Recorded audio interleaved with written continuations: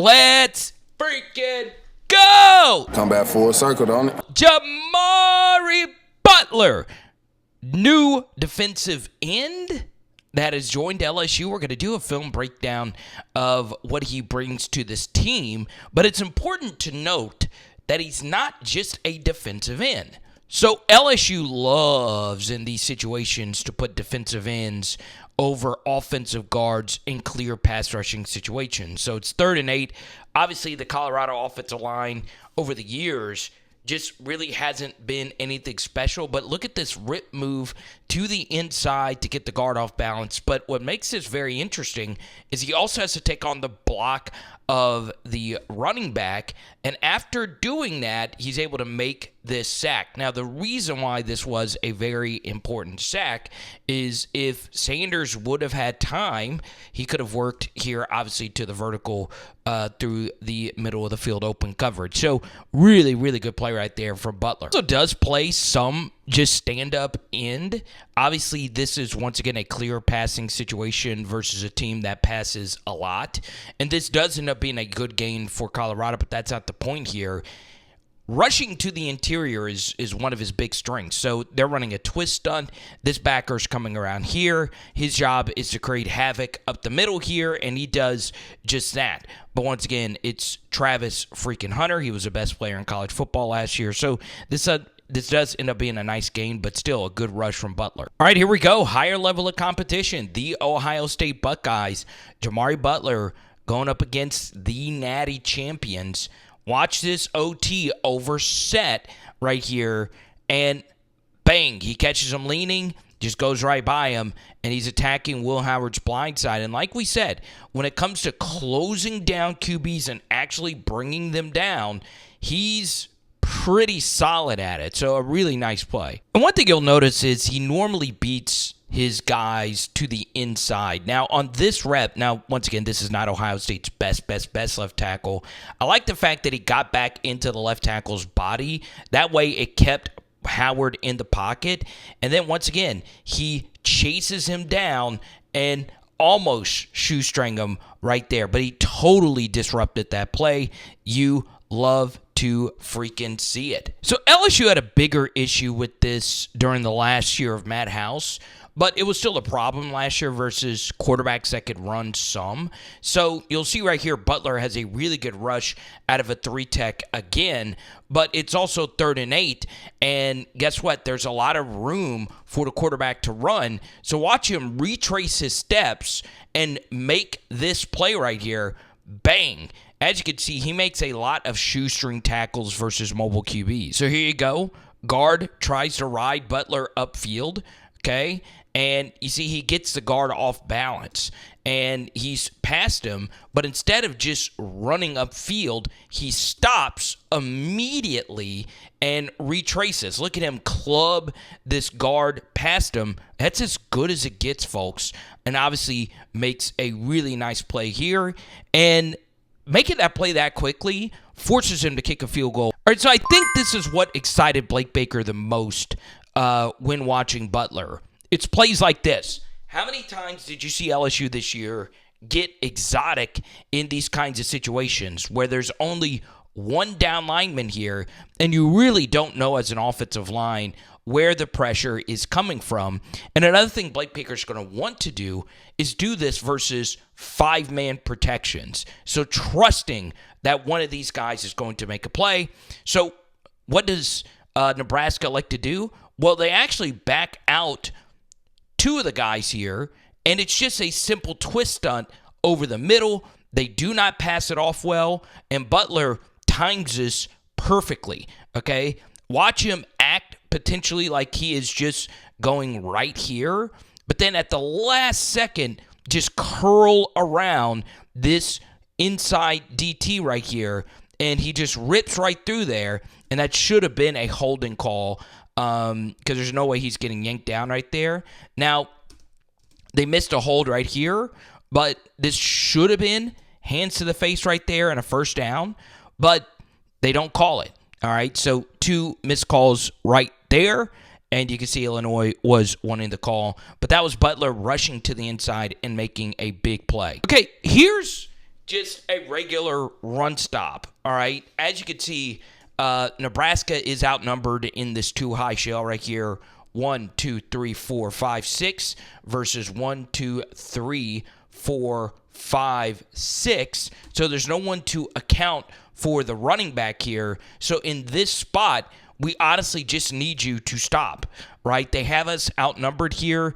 DT gets dominated, so Butler, we need you to come in and save the day to make this simple tackle, and he does. Okay, 1st and 10, and what Nebraska decides to do is a run stunt to the left with the blitzer coming off the edge right here. So I need you to cut in violently. This is your new contained guy right here. And watch what he actually elects to do. He decides to cut through this A-gap. Now, if you're going to do this, this DT needs to be going to the opposite side of the center. So that's what he elects to do. And watch this play, all right? Beats him right here with the swim move over the top.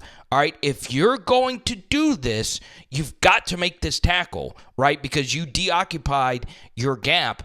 And guess what? He doesn't make the tackle, but he does slow 21 down enough. Once again, he's a very talented shoestringer. So not a bad run fit, but if you are going to cut to the inside, we do prefer you going ahead and bring him down. Let's get to probably his most unique alignment in this game. Standing outside backer, once again, Nebraska showing a very light box. 2-point stances, a corner in on this trips bunch. Safeties still pretty far back. Obviously, this one more so in the box here.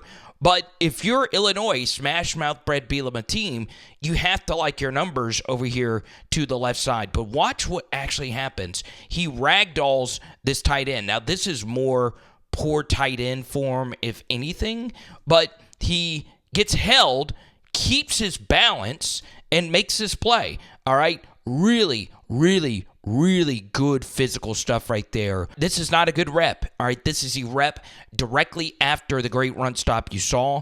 This time, the tight end is to the right side to have you more spread out, and they're running directly at you. Now, this is a more difficult play. We'll give you the end zone angle here in just a second, but he gets a little too wide right here versus 74, and this hole is gaping right here for 3 to run through. So you do not want that. Once again, this is not easy, all right? So he takes on this block, and obviously he allows 74 to get into his body, and you see he's just too high right here. What I think happened was because it is 2nd and 10 after a really good run stop, he was guessing that this was going to be a pass when it's just a simple zone blocking play to the left. So pad level's high, and he gets pushed out of here. And remember earlier he did a good job retracing his steps.